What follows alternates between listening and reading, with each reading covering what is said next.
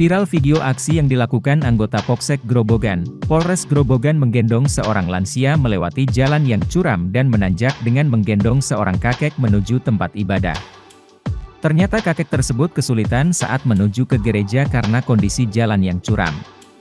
Diketahui, seseorang yang menggendong manula tersebut adalah Brigadir Polisi Khairul Hakim, salah seorang anggota Babin Kamtibmas di Polsek Grobogan. Ia yang beragama Muslim saat itu sedang menjalankan ibadah puasa, terketuk hatinya melihat seorang kakek yang berusia lanjut berjalan dengan tongkat di tangan kanannya, terlihat kesulitan berjalan di jalan yang curam menuju gereja untuk melaksanakan ibadah kebaktian Jumat Agung.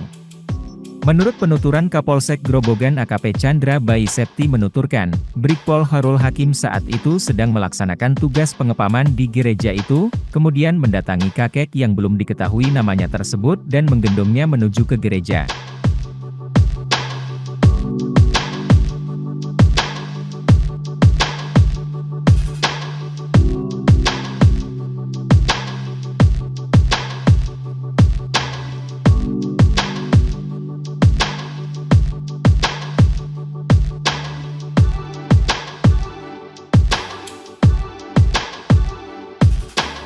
Terima kasih sudah nonton, jangan lupa like, subscribe, dan share ya!